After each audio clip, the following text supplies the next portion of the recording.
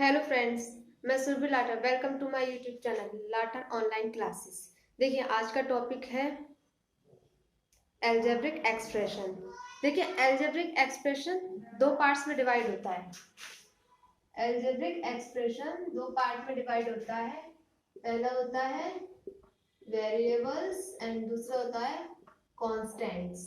ठीक है, देखिए वेरिएबल क्या होता है? वेरिएबल होता है ए से लेकर जेड तक की नंबर होती है। इसमें A B C D Z तक किसी भी नंबर के साथ ए टू जेड तक के अल्फाबेट्स होते हैं जुड़े हुए, उसी को हम वेरिएबल बोलते हैं। और कॉन्सोनेंट में कांस्टेंट में क्या होता है? इसमें वेरिएबल्स नहीं होते हैं, मतलब इसमें अल्फाबेट नहीं होते हैं जुड़े हुए, सिर्फ 1 2 3 ये कांस्टेंट होता है। इसमें अल्फाबेट्स होते हैं और जिसमें वेरिएबल्स नहीं होते हैं, सिर्फ नंबर होते हैं, उसको हम कांस्टेंट बोलते हैं। जैसे अगर हम कोई एक नंबर लिख दें, मैंने लिखा 3x, तो देखिए यहाँ पर 3 के साथ x है, तो यह हमारा वेरिएबल कहलाएगा। ठीक है, और यहाँ पर देखिए मैंने 15 लिख दिया, तो ये हमारा कांस्टेंट कहलाएगा। ठीक है, मैं एक एल्जेब्रिक एक्सप्रेशन लिख देती हूँ, 4y प्लस 20। ठीक है, ये एक एल्जेब्रिक एक्सप्रेशन लिखा हुआ है। तो देखिए इसमें जो 4y है, देखिए यहाँ पर 4 के साथ क्या ऐड है? y, तो ये क्या बन गया? हमारा वेरिएबल। तो ये हमारा वेरिएबल होगा। और ये देखिए सिर्फ नंबर है 20, इसलिए ये हमारा कांस्टेंट कहलाएगा। ये डिफरेंट होता है वेरिएबल एंड कांस्टेंट में। ठीक है, कोई भी नंबर ले लो, जरूरी नहीं है। देखिए अगर हम एक नंबर ले लेते हैं 5x square plus x plus 1, तो देखिए 5 के साथ x है, इसका मतलब ये भी वेरिएबल हो गया, खाली x से ये भी वेरिएबल हो गया, ये दोनों क्या बन गए? हमारे वेरिएबल। ठीक है, और ये खाली अकेला 1 बचा, तो ये हमारा कांस्टेंट कहलाएगा। आप लोगों को कांस्टेंट और वेरिएबल में डिफरेंस तो पता ही चल गया होगा कि कांस्टेंट क्या होता है और कांस्टेंट क्या होता है और वेरिएबल क्या होता है। टर्म्स, हमने एक एल्जेब्रिक एक्सप्रेशन लिखा 2xy प्लस 4y प्लस 2। हमें देखिए टर्म्स क्या होता है, हमें ये पता करना है इसमें टर्म्स कौन सी है और क्या है टर्म्स। देखिए ये देखिए इसमें हमें 3 टर्म्स दे रखी हैं। एक टर्म ये है, दूसरी टर्म ये है एंड तीसरी टर्म ये है। पहली टर्म, दूसरी टर्म एंड तीसरी। देखिए टर्म्स को कभी भी हम प्लस के साथ नहीं लिखते हैं, जो विदाउट प्लस के साथ होगी वही टर्म कहलाएगी। जैसे 3xy है, इसमें बीच में प्लस नहीं है लिखा हुआ, इसलिए ये पहली टर्म हो गई। अब यहाँ पर प्लस हो गया, तो ये अगला नंबर देखिए 4y है, 4 और y के बीच में प्लस नहीं है, इसलिए हम इसको टर्म बोल देंगे। ये 2 है, इसको हम टर्म बोल देंगे। तो देखिए टर्म्स में अगर बीच में प्लस आ जाए, किसी भी दो वेरिएबल्स के बीच में प्लस आ जाए, तो वो टर्म्स नहीं कहलाएगी। हम वेरिएबल, अगर दो वेरिएबल के बीच में प्लस आ गया तो हम उसको अलग अलग टुकड़ों में टर्म्स में डिवाइड कर देंगे। ठीक है, ये 1 टर्म हो जाएगा, ये सेकंड टर्म। अगर यहाँ से मैं प्लस हटा दूं तो ये पूरा एक 1 टर्म ही पड़ा जाएगा, क्योंकि ये पूरा एक साथ लिख दूं मैं xy 4y, तो इसको हम पूरा एक 1 ही टर्म पढ़ेंगे। अगर मैंने इसके बीच में प्लस लगा दिया तो ये इतना ये 1 टर्म हो जाएगा और इतना ये सेकंड टर्म हो जाएगा। Types of algebraic expression. Algebraic expressions के प्रकार, कितने प्रकार होते हैं एल्जेब्रिक एक्सप्रेशन के? देखिए मैं यहाँ पर कुछ एक्सप्रेशंस लिख देती हूँ एल्जेब्रिक। जैसे मैंने पहले लिखा 5x 2x plus 9 3x square plus 4x minus 2, ये लिखा है। देखिए ये 5x है, 5 के साथ x है, वेरिएबल है, और अकेला एक ही है, एक ही टर्म है इसमें, तो देखिए इसको हम क्या पढ़ेंगे, इसको हम मोनोमियल पढ़ेंगे। क्या पढ़ेंगे? मोनोमियल। यहाँ पर देखिए, यहाँ पर दो टर्म है, 2x एंड 9। फर्स्ट टर्म ये है, सेकंड टर्म ये है। कितनी टर्म है यहाँ पर? 2। तो 2 को हम बाइनोमियल पढ़ते हैं, बाइनोमियल। तो बाइनो का मतलब होता है, वाई का मतलब होता है 2 और मोनो का मतलब होता है 1। ठीक है, वाई का मतलब होता है 2, मोनो का मतलब होता है 1। अब देखिए यहाँ पर एक एक्सप्रेशन ये है, इसमें कितनी टर्म है? देखिए first term, second term and third term. कितनी टर्म है? 3 टर्म है। तो देखिए 1 2 3 टर्म है, इसलिए हम इसको ट्राइनोमियल पढ़ेंगे। क्या पढ़ेंगे? ट्राइनो। ट्राइनो का मतलब होता है 3। ठीक है, ये हमारी मोनोमियल 1 टर्म की मोनोमियल हो गई, 2 टर्म की हमारी बाइनोमियल हो गई और 3 टर्म की हमारी ट्राइनोमियल हो गई। ठीक, और एक और आती है हमारी पोलिनोमियल। पोलिनोमियल उसको कहते हैं जहां पर 2 या 2 से अधिक टर्म्स आती है, 2 या 2 से अधिक, 2 3 4 5 कितनी भी टर्म्स आती है उसको हम पोलिनोमियल कहते हैं। देखिए अगर हम देखें, इसमें पहला 5x है, सिर्फ 1 टर्म है, इसलिए हम इसको पोलिनोमियल नहीं कहेंगे। लेकिन यहाँ पर कितनी टर्म्स है? 2 3, तो ये दोनों भी हमारी पोलिनोमियल ही कहलाएंगी। अब देखिए पोलिनोमियल टर्म्स की कुछ कंडीशंस होती हैं, कुछ शर्तें होती हैं। पोलिनोमियल टर्म जो है कभी भी ये डिनोमिनेटर में नहीं आती है, अपॉन में नहीं आती है। मतलब जैसे अगर मैं कोई नंबर लिख दूं, मैंने लिख दिया x² / y, तो ये इस टर्म में नहीं आएगी। x² + y + 4x अगर मैंने एक एल्जेब्रिक एक्सप्रेशन लिख दिया, तो इसको हम पोलिनोमियल नहीं बोलेंगे, क्योंकि ये क्या है? डिनोमिनेटर में आ रही है। इसकी कुछ कंडीशंस होती हैं, ये डिनोमिनेटर में आ रही है, इसलिए हम इसको पोलिनोमियल नहीं बोलेंगे। हमने बताया था कि पोलिनोमियल कभी भी वो एक्सप्रेशन नहीं कहलाता है जो डिनोमिनेटर में आता है। ठीक है, दूसरा, पोलिनोमियल के वेरिएबल्स कभी भी रूट्स में नहीं आते। मतलब अगर आ जा 3√x + 5, तो देखिए अगर रूट में आ रहा है वेरिएबल तो वो भी हमारा पोलिनोमियल नहीं होगा।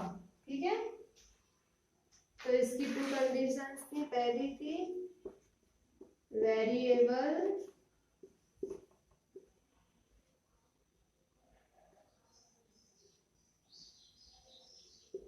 should not be a denominator. दूसरी कंडीशन थी variable should not be in roots।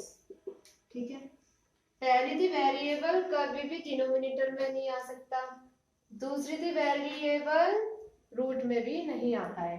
अब हमें ये पहचान करनी है कि ये कितने वेरिएबल्स है, 1 वेरिएबल है या 2 वेरिएबल है। तो देखिए क्या है यहाँ पर, पहले क्वेश्चन में क्या है? x 1 वेरिएबल है, यहाँ पर भी x का ही यूज है, तो ये भी 1 वेरिएबल है। इन दोनों में भी x ही चल रहा है, तो ये भी 1 वेरिएबल होगा। क्या कहलाएगा ये? 1 वेरिएबल। ठीक है, अगर हमें पॉलिनोमियल 2 वेरिएबल में लेना है, पॉलिनोमियल इन 2 वेरिएबल, तो देखिए उसके लिए क्या करना पड़ेगा? टू वेरिएबल बनाना है तो इसके साथ कोई दूसरा अल्फाबेट भी होगा। एक अल्फाबेट होगा तो वो हमारा वन वेरिएबल, देखिए सेम अल्फाबेट है एक्स एक्स, एक ही अल्फाबेट यूज हो रहा है तो ये वन वेरिएबल हो गया। यहाँ पर मैंने क्या करा, वेरिएबल्स में दो अल्फाबेट ले लिए, 5 के साथ x और y ले लिया, इसलिए ये हमारा टू वेरिएबल कहलाएगा। दूसरा question 3x² y plus 4x plus 2, अगर ये हो तो देखिए यहाँ पर कितने वेरिएबल हैं, दो, तो ये हमारा टू वेरिएबल कहलाएगा, ठीक है। या 4xy प्लस 9 हो तो ये भी हमारा टू वेरिएबल कहलाएगा। Next topic is factor and product. देखिए फैक्टर और प्रोडक्ट क्या होता है, अगर मैंने एक नंबर लिख दी x y z, प्रोडक्ट मतलब 7 मल्टीप्लाई x मल्टीप्लाई y, ये इसका प्रोडक्ट हो गया।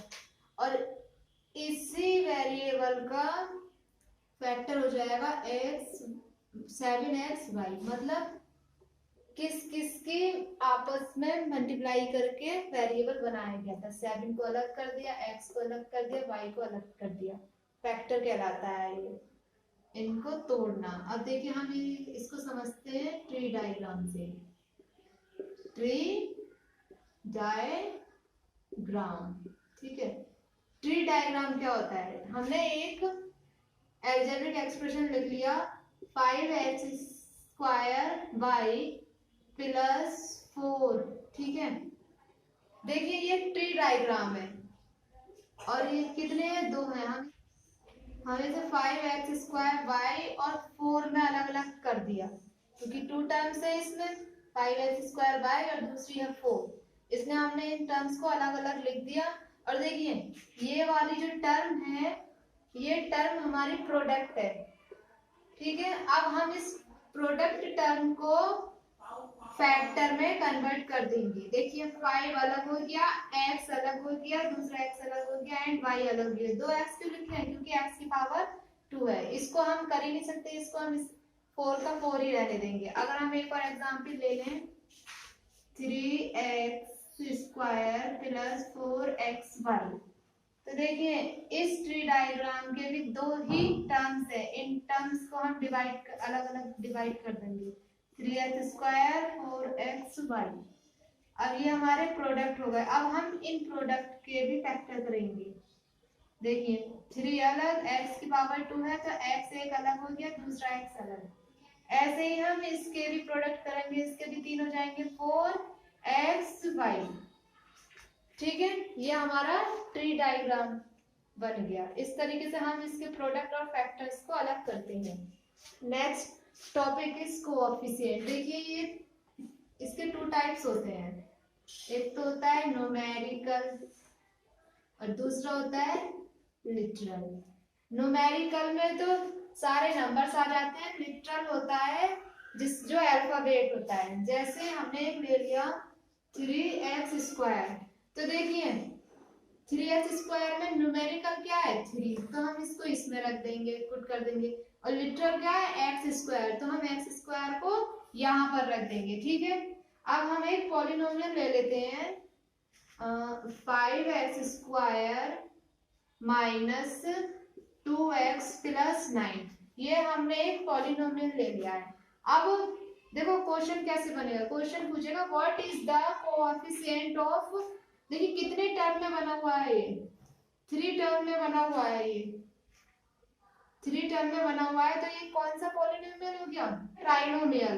तो देखिए अब जब इसमें क्वेश्चन पूछेगा तो हमसे पूछेगा question what is the coefficient of, जैसे मान लीजिए हमसे एंड ऑफ 2 का पूछ रहा है, सॉरी 2 का पूछ रहा है, अरे 2 सिर्फ उसी टर्म को देखेंगे जहां पर 2 है, बाकी टर्म से कुछ लेना देना नहीं होगा। फिर हमको क्या है ये 2x, तो कोएफिशिएंट ऑफ 2x का क्या है, 2 का क्या है, तो देखिए 2 के साथ क्या है x है, तो यही हमारा आंसर हो जाएगा। पूछता है कि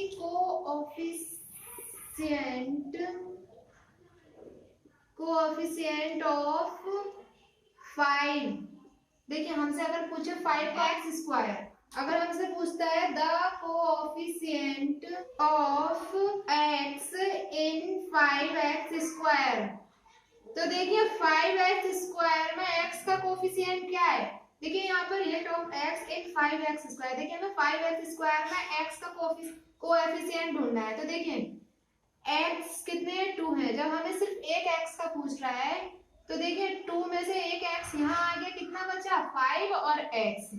अगर हमसे पूछता है द कोएफिशिएंट इन 5x² में, अगर हमसे x² का कोएफिशिएंट पूछता है तो देखिए x² का पूछ रहा है, लिख देंगे सिर्फ। अगर हमसे पूछता है the literal coefficient of 5x² में, अगर हमसे लिटरल कोएफिशिएंट पूछता है तो सिर्फ हम x² लिखेंगे। अगर हमसे पूछता है the numerical coefficient of 5x² में, तो सिर्फ हम नंबर वाला हिस्सा लिखेंगे। ये होता है लिटरल कोएफिशिएंट और न्यूमेरिकल कोएफिशिएंट निकालना। ठीक है, नेक्स्ट है power and degree of a polynomial. देखिए डिग्री ऑफ अ पॉलिनोमियल क्या होता है? x² प्लस 5x प्लस 9, ये हमारा एक पॉलिनोमियल है। हमें डिग्री ऑफ पॉलिनोमियल जो ढूंढना होता है, सबसे हाईएस्ट डिग्री ढूंढनी होती है, मतलब डिग्री मतलब पावर भी बोलते हैं उसको, सबसे हाईएस्ट पावर ढूंढनी होती है। अगर हम इस पॉलिनोमियल में देखें तो सबसे हाईएस्ट पावर किस पर है? देखिए x की पावर 2 है, यहाँ पर 2 होगी, x की पावर 1 है, यहाँ 1 होगी, और 9 पर तो पावर है ही नहीं, तो इसका मतलब 0 होगी। डिग्री ऑफ अ पॉलिनोमियल क्या हो जाएगी? डिग्री ऑफ अ पॉलिनोमियल हो जाएगी, सबसे हाईएस्ट कौन सी है? ये, इसके ऊपर कितनी है? 2। तो इसमें तो हम बहुत इजीली ढूंढ लेंगे कि यहाँ पर 1 है, यहाँ पर 2 है, तो ये तो हो गई हमारी हाईएस्ट। अगर हमारे पास, और देखिए यहाँ सिर्फ एक ही x है, एक ही वेरिएबल में है, अगर वो 2 वेरिएबल में, जैसे 5x² प्लस 9xy की पावर 5 प्लस 4, अगर ये हमारे पास दे रखी हो पॉलिनोमियल, तो देखिए इसमें हम क्या करेंगे? देखिए सबसे पहले देखिए पहले वाले में कितनी पावर है, सबसे पहले हम 5x² में देखेंगे पावर कितनी है। देखिए x के ऊपर कितनी पावर है? 2, y के ऊपर कितनी है? 1, ठीक है, दिखाते नहीं है 1 ही होती है, अगर नहीं लिखा हुआ है तो इसका मतलब यही है कि इसकी पावर 1 है। ठीक है, तो हम क्या करेंगे? इनकी पावर को काउंट कर लेंगे, तो 2 प्लस 1, इस वाले के ऊपर कितनी पावर हो गई? 3। ऐसे ही 9xy की पावर 5 के ऊपर हम काउंट कर लेंगे कितनी इसकी डिग्री है। तो देखिए 1, और इसकी तो 1 हो गई, और इसकी 5, कितनी होगी टोटल? 6, और 4 के ऊपर है कोई पावर? नहीं है, तो 0। तो बताइए किसकी सबसे ज्यादा किसकी पावर है? 6, 9xy 5 की। तो हम लिख देंगे डिग्री ऑफ ए पॉलिनोमियल क्या हो जाएगी? 6। इससे 5 भी लिखेंगे, ये भी प्लस ऐड करेंगे 6। सबसे हाईएस्ट वाली हम डिग्री लिख देंगे तो वो आ जाएगी हमारी 6। ये हमारे power and degree of a polynomial complete हो गया। नेक्स्ट टॉपिक है लाइक एंड अनलाइक टर्म्स। ठीक है, लाइक और अनलाइक टर्म्स क्या होता है? सबसे पहले हम कुछ पॉलिनोमियल्स ले लेते हैं। 5x 9y², 3x 9y³। देखिए ये है हमारे पास कुछ वेरिएबल्स। अब हमें इसमें लाइक टर्म्स ढूंढनी है। ठीक है, लाइक मानी एक सी टर्म। तो देखिए 5x, यहाँ पे सिर्फ एक ही x है, यहाँ y² है, नहीं बन रहा सेम। देखिए ये x है, ये x है, ये हमारी लाइक टर्म्स हो जाएंगी 5x और 3x। और देखिए बाकी ये सेम हो रही है, y² है, ये yx है, ये y³ है, तो ये हमारी अनलाइक टर्म्स है क्योंकि ये सेम नहीं है। देखिए लाइक टर्म्स का यूज किस किस में होता है? हम क्यों करा रहे हैं लाइक टर्म्स? इसलिए तो करा रहे हैं ताकि हमें पता चले लाइक टर्म्स का यूज किस किस में होता है। लाइक टर्म का यूज प्लस में होता है, माइनस में होता है, मल्टीप्लाई में भी होता है और डिवाइड में भी होता है। अब सेकंड आती है अनलाइक टर्म। अनलाइक टर्म, देखिए अनलाइक टर्म में नहीं तो हम प्लस कर सकते, नहीं हम सब्ट्रैक्ट कर सकते, हाँ मल्टीप्लाई कर सकते हैं, डिवाइड भी कर सकते हैं, ठीक है। अब हम देखें कुछ लाइक और अनलाइक के हम कुछ पॉलिनोमियल ले लेते हैं। देखिए लाइक और अनलाइक का हम यूज कहाँ करेंगे, जैसे हमारे पास 5x दे रखा हो और 9x दे रखा हो। देखिए दो हमारे पास वेरिएबल दे रखे हैं, तो देखिए अब हमें दिख रहा है ये दोनों सेम है, तो हम क्या करेंगे 5x प्लस 9x कर देंगे, और ये हमारे प्लस हो सकते हैं, क्यों, क्योंकि इनके कोएफिशिएंट क्या है, सेम है, x 5 और 9 का क्या है, सेम है, x है दोनों ही, तो हम 5 और 9 को प्लस कर देंगे और हमारा आंसर आ जाएगा 14x। इस तरीके से करते हैं।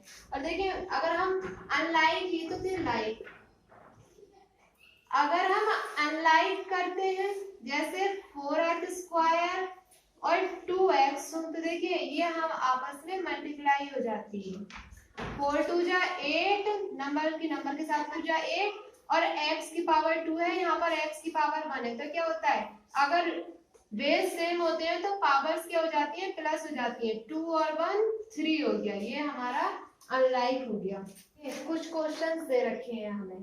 पहला है right the terms of given expression, जो हमें एक्सप्रेशंस गिवन दे रखी हैं उनके टर्म्स लिखने हैं। देखिए ए पार्ट है 3x² - 3, इसमें हमें टर्म्स बतानी है, कितनी टर्म्स है इसमें, कितनी टर्म है, देख n2, दो टर्म्स है, पहली ये है दूसरी है, तो कितनी टर्म्स है इसमें, दो। इसमें देखिए कितनी टर्म्स है, ये सिर्फ एक ही है, तो इसमें एक टर्म है, और इस वाले क्वेश्चन में कितनी टर्म है, देखिए 1 term, second term, third term, कितनी है, 3 टर्म। ये कह रहा है राइट द कोएफिशिएंट ऑफ, हमें कोएफिशिएंट निकालना है x का -5x में, तो क्या हो जाएगा, कोएफिशिएंट का x का -5 हो जाएगा, क्योंकि x का पूछ रहा है इसलिए हम -5 लिखेंगे। ऐसे ही इसमें कोएफिशिएंट क्या हो जाएगा, कोएफिशिएंट, ये कह रहा है पावर 2 है, तो हम एक z तो लिखेंगे क्योंकि सिंगल z पूछा है, बाकी का पूरा लिख देंगे 13x² y², ये हमारा z का कोएफिशिएंट आ गया। यहाँ पर कह रहा है कोएफिशिएंट बताइए 2 का, 2y² x में, तो हमें कोएफिशिएंट बताना है 2 का, तो 2 को छोड़कर बाकी के सारे हमारे अल्फाबेट आ जाएंगे, ये हमारे कोएफिशिएंट हो गया। अब ये कह रहा है find the degree of the following expression, इसमें हमें डिग्री फाइंड करनी है, तो देखिए पहला क्वेश्चन का हमें डिग्री निकालनी है, और डिग्री वही लिख पॉलिनोमियल की जो सबसे ज्यादा हाईएस्ट होती है। देखिए यहाँ पे डिग्री कितनी है, 2y के साथ 1 डिग्री है, और 3x की पावर 2 के साथ कितनी डिग्री है, 2, तो कौन सी ज्यादा, तो सबसे हाईएस्ट डिग्री क्या होगी, 2।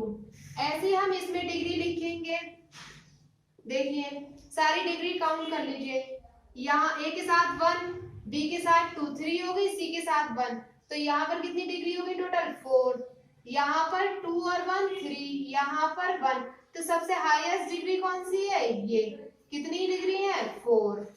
ये क्या है फाइंड द लाइक टर्म्स, इसमें हमें लाइक टर्म फाइंड करना है, मतलब एक सी टर्म, तो देखिए ये 2x है, ये y है, ये -x है, ये y² है, तो देखिए ये सिंगल y है, ये y की पावर 2 है, ये तो लाइक टर्म्स होंगी नहीं, तो लाइक टर्म्स कौन सी हो जाएंगी, 2x और -x और 2x हमारी लाइक टर्म होगी। ऐसे ही हम इसमें ढूंढेंगे, देखिए ये 7 है, ये भी नहीं होगी, x y z है, ये भी x y z है, ये x z² y, देखिए यहाँ पर z 2 है, लेकिन यहाँ पर x y z सिंगल है, तो हमारी लाइक टर्म्स कौन सी हो जाएंगी, 3x y z और 5x y z। हमारा अलजेब्रिक एक्सप्रेशन का पूरा टॉपिक कंप्लीट हो गया। प्लीज चैनल को सब्सक्राइब कर देना, शेयर कर देना, लाइक कर देना। Thank you.